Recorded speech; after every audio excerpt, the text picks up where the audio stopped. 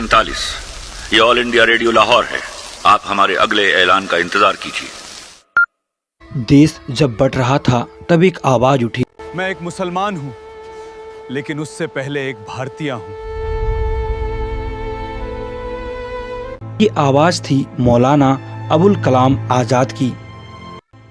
शैतान उधर भी थे, शैतान इधर भी थे, शैतान कल भी थे, शैतान आज भी हैं। 47 का बंटवारा महज एक बंटवारा नहीं था, वो भारतीय मुसलमानों को दिया गया गहरा घाव था जो आज तलक ना भर सका। आज भी भारत के मुसलमानों को अपने देशभक्त होने का प्रमाण देना पड़ता है। कदम कदम पर उनकी निष्ठा पर सवाल उठाए जाते हैं। 90% मुस्लिम जनसंख्या वाले मुस्लिम राष्ट्र पाकिस्तान को ना चुनना, 90% हिंदू जनसंख्या वाले भारत को अपना देश चुनना, यह एक कठोर निर्णय रहा होगा। यह तो हमें स्वीकार करना पड़ेगा। आज हम उस 1947 बंटवारे की कुछ दास्तान आपके सामने सुनाएंगे, जिन्हें सुनकर आपका हृदय कांप उठेगा।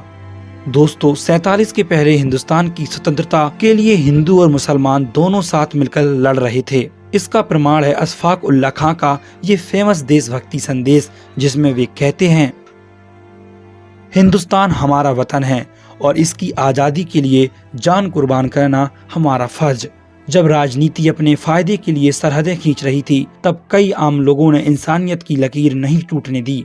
47 में जब लाहौर पाकिस्तान में चला गया तो कई हिंदू और सिख परिवारों को अपना सब कुछ छोड़कर निकलना पड़ा। उनके मुस्लिम पड़ोसियों ने सुरक्षित इस दौरान स्टेशन तक छोड़ने गए।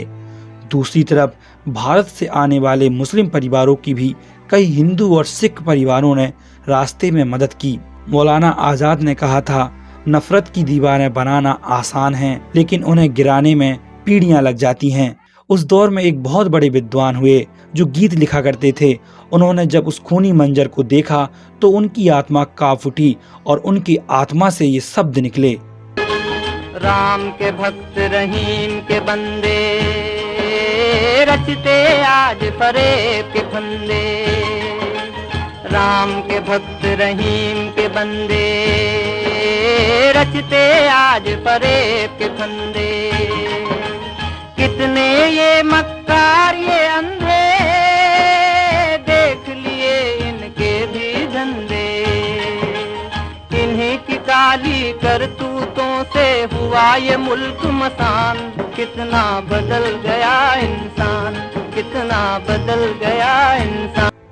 बंटवारा रोकने के लिए गांधी जी लॉर्ड माउंटबेटन के पास गए और उनसे कहा कि जाओ, जिन्ना से कह दो वो चाहे तो देश का प्रधानमंत्री बन जाए। हिंदुओं को कोई ऐतराज नहीं, मगर इस बंटवारे को रोक दो। शायद अगर जिन्ना मान जाते तो आज हम एक होते। देश में हिंदू मुस्लिम की बजाय विकास के मुद्दे होते, मगर उस समय किस्मत को ये स्वीकार नहीं था और गांधी जी का ये प्रस्ताव जिन्ना ने ठुकरा दिया।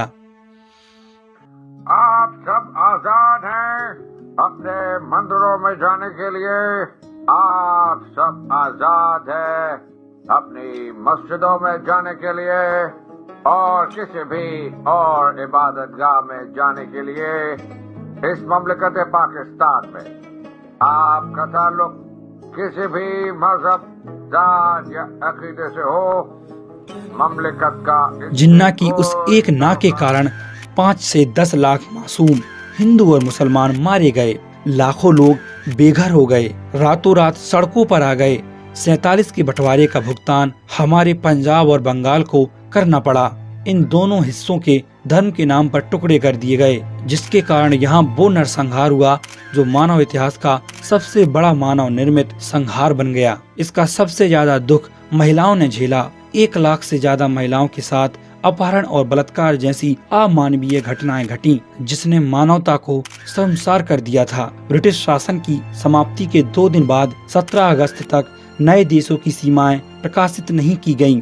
इससे नई सीमाओं के आसपास के गांव में सांप्रदायिक हिंसा फैलने लगी। तब आम लोगों को पता नहीं था कि देश का बंटवारा हो गया है। जानकारी के अभाव के कारण कई जगह लोग पूछते थे कि पाकिस्तान क्या होता है। अफवाहें तेजी से फैल रही थी। कहीं कहा जाता था कि सेना सबको उठाकर ले जाएगी, तो कुछ गांव में उस वक्त ऐसी अफवाहें फैलने लगीं कि सबको काले पानी की सजा हुई है। ये किस्से किसी किताब में नहीं मिले। ये बातें मैंने कुछ पुराने लोगों के मुंह से सुनी हैं, जिनको उनके दादा या परदादा ने बताई होंगी। 14 अगस्त की रात और 15 अगस्त 1947 की आधी रात के बीच लाखों लोग सोए तो एक देश में थे, मगर जब वे सुबह उठे तो दूसरे देश के नागरिक बन चुके थे, बिना कहीं गए। उस समय ट्रेनों को लोग जिंदगी की आखिरी उम्मीद भी कहते थे, क्योंकि लाखों शरणार्थी इन्हीं से सफर कर रहे थे, मगर यही ट्रेनें लोगों के लिए काल बन गईं। यह भयावह दृश्य उसी मंजर का है। 15 अगस्त 1947 को दिल्ली में आजादी का जश्न रखा गया, मगर दूसरी तरफ उसी दिन लाखों माएं अपने बच्चों से बिछड़ रही थीं। उनके सपने बंटवारे की भेंट चढ़ रहे थे। वे नहीं जानते थे इस राजनीति की चाल ने उनके जीवन को इतनी जल्दी कैसे बर्बाद कर दिया। अंग्रेजों ने पहले खूब लूटा, लाखों जानें ली, फिर देश को मजहब के नाम पर 2 टुकड़ों में बांट दिया। ये जख्म अमर रहेंगे। जो मुसलमान भारत में रह गए, उन्हें इस विभाजन की वजह से आज भी ताने दिए जाते हैं। जिसका कोई कसूर नहीं, वो आज भी तकलीफ में हैं। वे जातीय भेदभाव और नफरत का शिकार हैं, और इसके लिए वो नेता भी जिम्मेदार हैं जो देश में नफरत की राजनीति कर रहे हैं। और देश का सबसे बड़ा दुर्भाग्य यही है। जय हिंद, वंदे मातरम, भारत माता की जय। धन्यवाद।